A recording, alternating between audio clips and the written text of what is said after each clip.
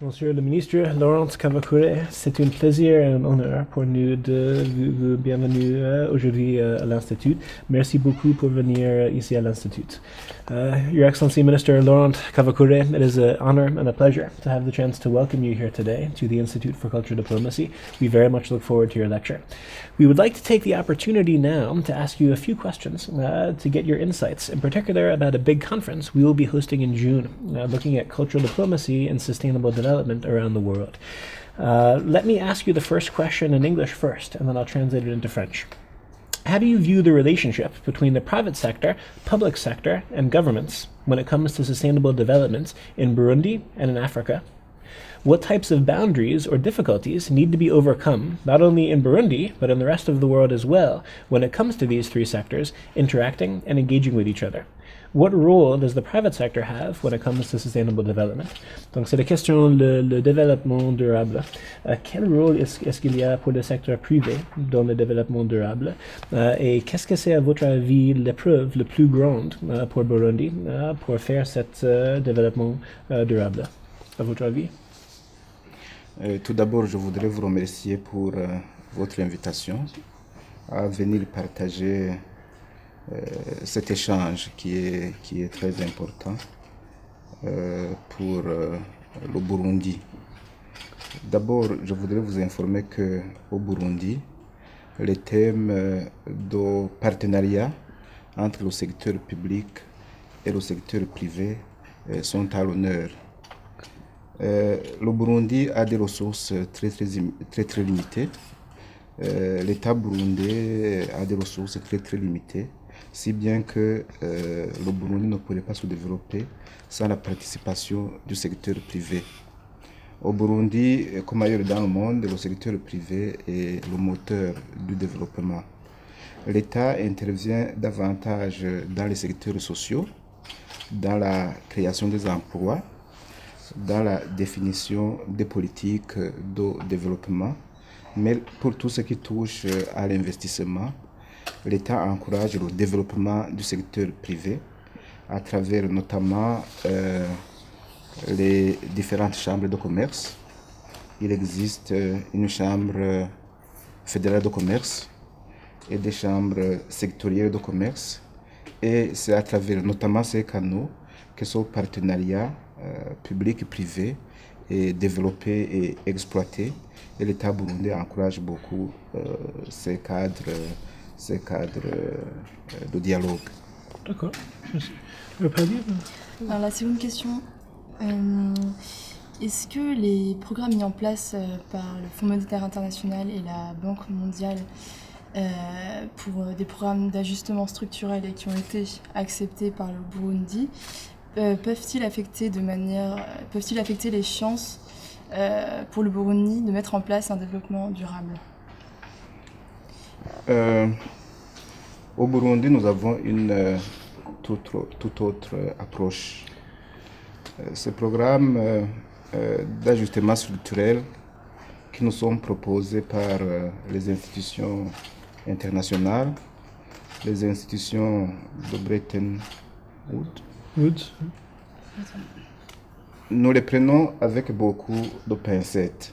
Parce qu'au Burundi, pour notre développement, d'ailleurs c'est une expérience que nous avons déjà essayée maintenant à 2 reprises, nous privilégions une approche participative, inclusive, qui tient compte des besoins de notre population.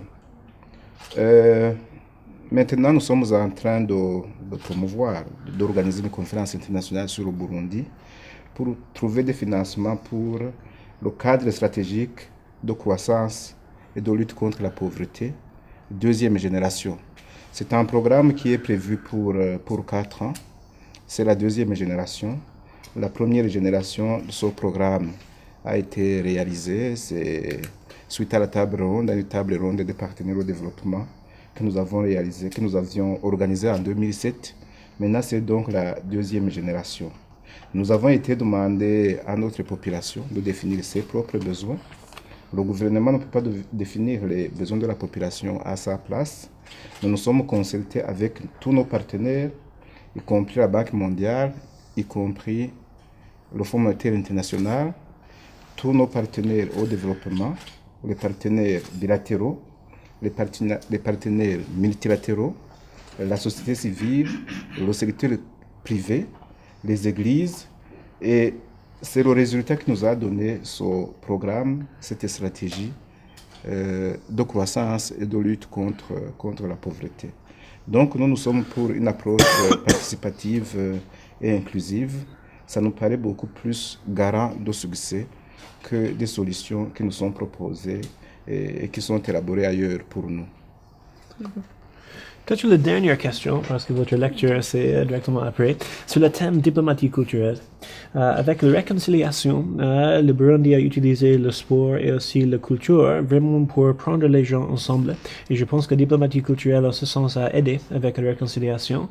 Quel rôle est-ce que vous pensez que la diplomatie culturelle a dans la réconciliation? Au Burundi, nous avons une unité culturelle multiséculaire. Nous avons une langue commune, nous avons les mêmes croyances religieuses, nous avons les mêmes traditions, nous avons les mêmes coutumes. Nous, au niveau culturel, l'unité ne nous pose pas de problème. Cela étant, n'empêche que nous avons eu des problèmes, des conflits, des crises. Le conflit burundais a été défini par les Burundais qui participaient aux négociations d'Arusha comme un conflit politico-ethnique, non, comme un conflit politique avec des dimensions, un conflit politique avec des dimensions ethniques extrêmement importantes. Donc nous cherchons la solution dans l'inclusion. Nous cherchons la solution dans l'élimination de tous les facteurs d'exclusion qui nous ont conduits aux violences que nous avons connues.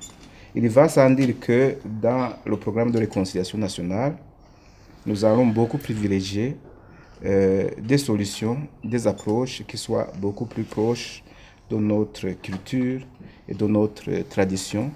La majorité de notre population étant rurale et étant très attachée à la culture. C'est ainsi que dans les communautés de base, dans les communautés à la base, de tels programmes ont été déjà mis en pratique et que dans plusieurs régions du pays, même s'il y a encore des populations déplacées et des populations qui sont restées résidentes dans les collines, la réconciliation a déjà été faite et est une réalité vivante. D'accord. Okay.